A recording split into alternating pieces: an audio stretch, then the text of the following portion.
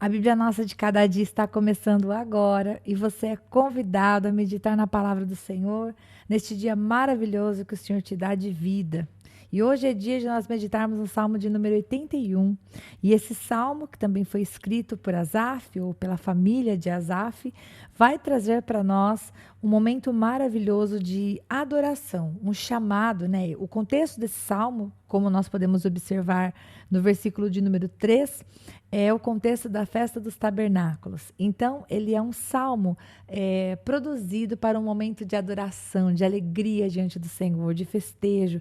E o Senhor traz também a sua palavra através do salmista, mandando um recado para Israel, mas não só para Israel, para o seu povo escolhido, mas também para nós, que fomos enxertados nesta videira.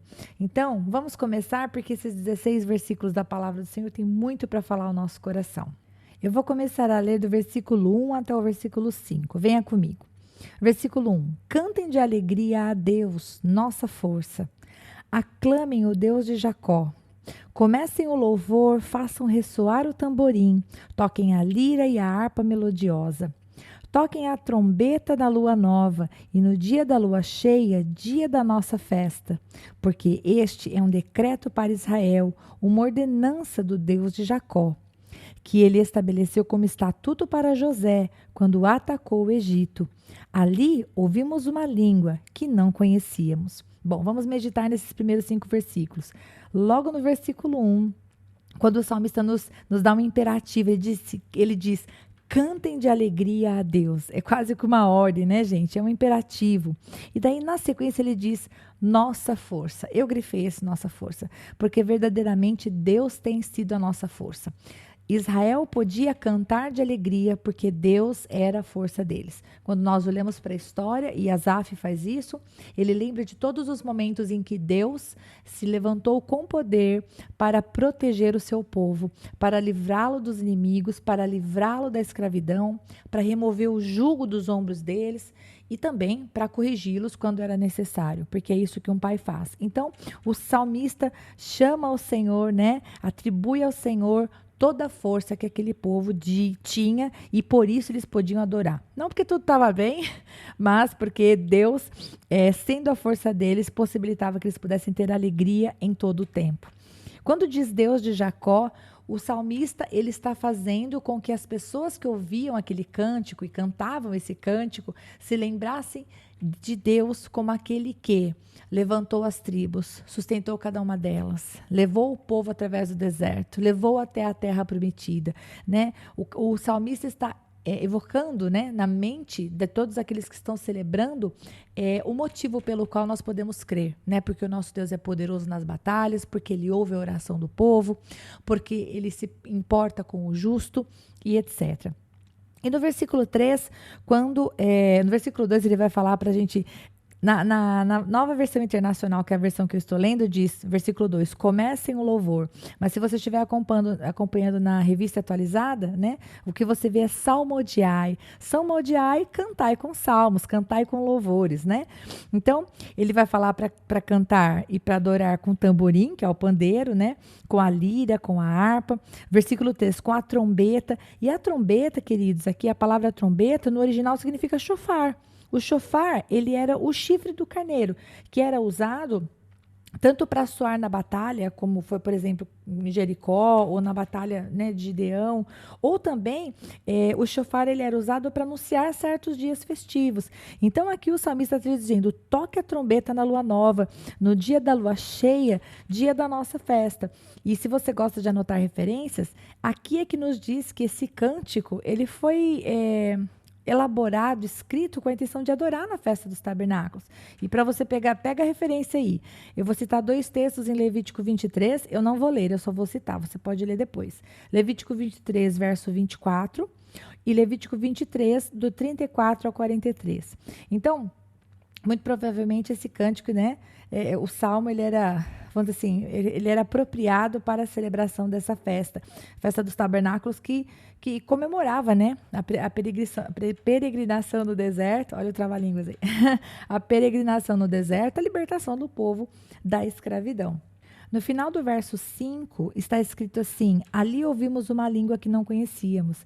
E essa palavra língua, que também pode ser traduzida por voz ou por linguagem, se refere a uma linguagem que o povo não conhecia, que era o chamado de Deus à liberdade e obediência. Aquele povo havia ficado escravo por muito tempo no Egito.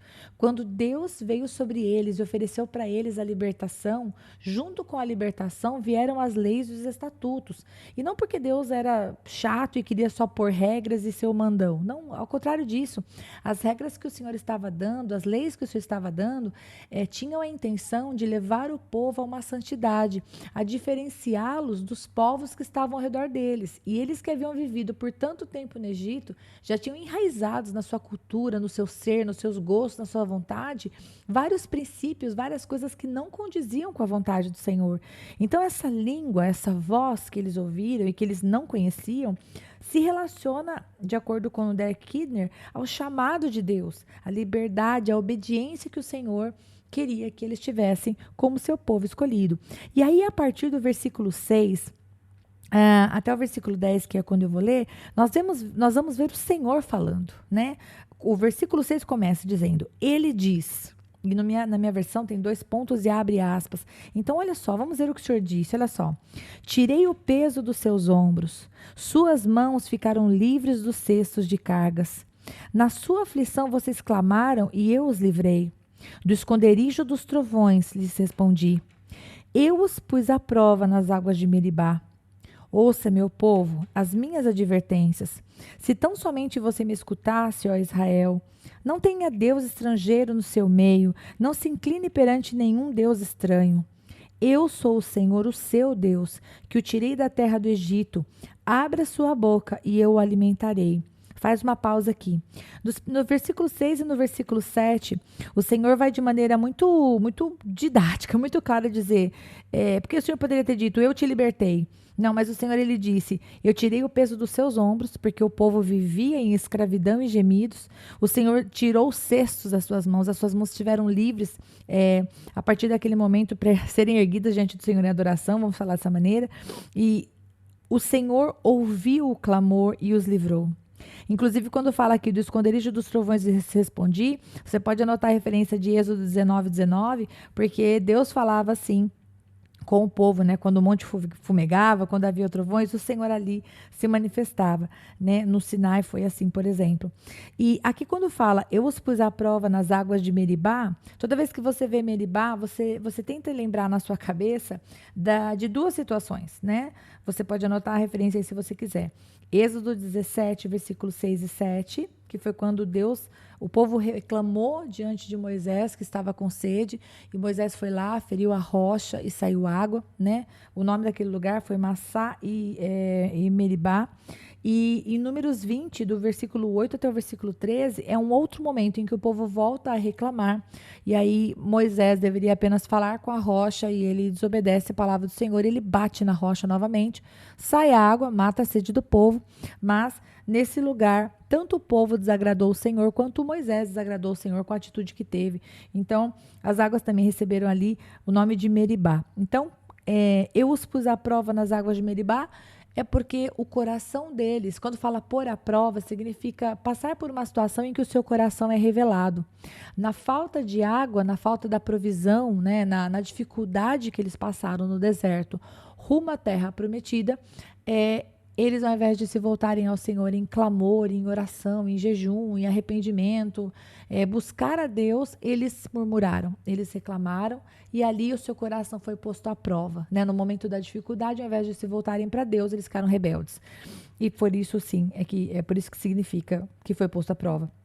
Agora, no versículo 8 vai dizer, Deus está dizendo para que o povo, né? O seu povo, ele disse, ouça, meu povo. Como povo de Deus, eles deveriam ouvir as advertências e não ter um Deus estrangeiro no meio deles, como diz o versículo 9. O que o Senhor Deus está pedindo é exclusividade, é dependência, né? Se você me ama, seja devoto a mim, esteja somente comigo, né? Não coloque outros deuses no meio de vocês, né? Não se incline perante um Deus estranho, né? E aí o versículo 10, Deus dizendo de maneira maravilhosa, né? Que Além dele ser o Senhor que tirou o povo do Egito, ele também é o Deus que alimenta. É o Deus que não deixa faltar o alimento físico, né? Vide todas as vezes em que o Senhor alimentou o seu povo e não deixou faltar no deserto, mas também o alimento espiritual, né? As leis tinham a intenção de guiar o coração deles. Mas o Senhor vai continuar falando. Ele diz assim no versículo 11: Mas o meu povo não quis ouvir-me. Israel não quis obedecer-me. Por isso os entreguei ao seu coração obstinado, para seguirem os seus próprios planos. E agora eu tenho que fazer uma pausa aqui, porque esse versículo 11 e esse versículo 12 são muito fortes, né? Quantas vezes eu acredito que eu e você, a gente não passa por algumas situações difíceis, porque o Senhor está falando conosco, a gente está ali com o nosso coração endurecido. E então o Senhor diz, ok, seu coração está obstinado, é isso que você quer? Você não quer a minha vontade, não quer esperar o que eu estou fazendo, não quer esperar o processo. Ok, faça. E Deus simplesmente nos deixa fazer aquilo que estamos querendo fazer. Não é vontade dele, né? Mas ele está permitindo que a gente siga os nossos próprios planos. Eu não sei se para vocês isso é assustador, meus queridos, mas para mim é. Imaginar que na nossa vida nós possamos de alguma maneira estar seguindo mais a nossa vontade do que a vontade de Deus e estarmos enganados achando que estamos fazendo o que é vontade de Deus só porque, entre aspas, está dando certo, né? O problema ainda não aconteceu, a gente acha que como está dando certo é de Deus. Isso me assusta, né? Que em nome de Jesus, eu e você, a gente não seja deixado por Deus para seguir os nossos próprios planos só porque a gente foi obstinado na presença dele. Espero que você esteja entendendo o que eu quis dizer. Versículo 13. Se o meu povo apenas me ouvisse, se Israel seguisse os meus caminhos, com rapidez eu subjugaria os seus inimigos e voltaria a minha mão contra os seus adversários. Os que odeiam o Senhor se renderiam diante dele e receberiam um castigo perpétuo.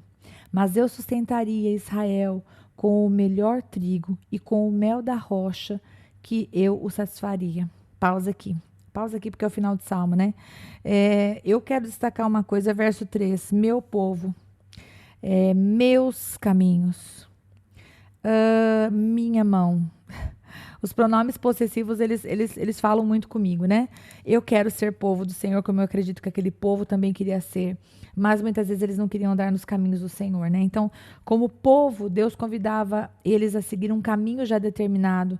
E a segurança era que a mão do Senhor iria livrá-los e principalmente seria muito eficaz contra os inimigos deles, né? O versículo 14 fala, com rapidez eu subjugaria os seus inimigos. Aqui tem duas coisas muito importantes, né? Duas coisas que nós gostamos. Que Deus subjugue os nossos inimigos, né? Que o Senhor faça cessar aquilo que está nos afrontando. Mas aqui tem um adjetivo aqui. Com rapidez, aliás, eu acho que é um advérbio de modo, na verdade. Acho que é. Com rapidez, eu subjugaria os inimigos. Ou seja, o Senhor subjugaria os inimigos e faria isso rápido. Quantas vezes a gente está diante de uma situação de luta e tudo que a gente quer é que o Senhor venha rápido em nosso favor. E o Senhor diz aqui, se Israel, que é meu povo, me ouvisse, seguisse os meus caminhos, eu iria subjugar os inimigos deles de maneira rápida, né? E o Senhor iria sustentar Israel, seu povo escolhido, com o melhor trigo e com o mel da rocha. Ele iria trazer satisfação. Bom, o que esse salmo fala conosco? Esse salmo é um salmo de festa, é um salmo de adoração.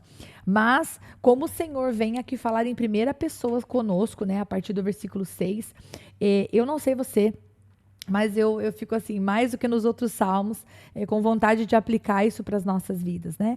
O que nós podemos ver nesse salmo e que tem tudo a ver conosco é que nós somos convidados a todos os dias a adorar o Senhor. E louvar o Senhor não apenas numa festa, mas todos os dias, através de palavras de oração, de agradecimentos, de cânticos, com o nosso corpo, com alegria, com trombeta, com tamborim, né? Agradar o Senhor e salmodiar ao Senhor com música, com som, com festa. E, se não tiver música, som e festa, principalmente no nosso coração. E lembrando que talvez em algum momento nós tenhamos que nos lembrar das águas de Meribá, né? Se você está passando por um momento de luta, de falta, de escassez, de provação, que nesse momento você possa voltar o seu coração para o Senhor, orar, interceder, jejuar, clamar, derramar diante do Senhor o seu choro, mas não permitir, tendo na memória aí as águas de Meribá, não permitir que você murmure, que você fica aí falando mal de Deus ou dizendo coisas que não são a palavra. Deus me esqueceu, Deus não me ama, o Senhor não se importa, o Senhor não me vê. Tudo isso é mentira, né? Quando nós olhamos para a palavra, Deus é Deus que vê, Deus é Deus que escuta, Deus é Deus que trabalha em favor. E o Salmo vai dizer isso. De que maneira o povo receberia o socorro do Senhor? A chave está aqui no versículo 13.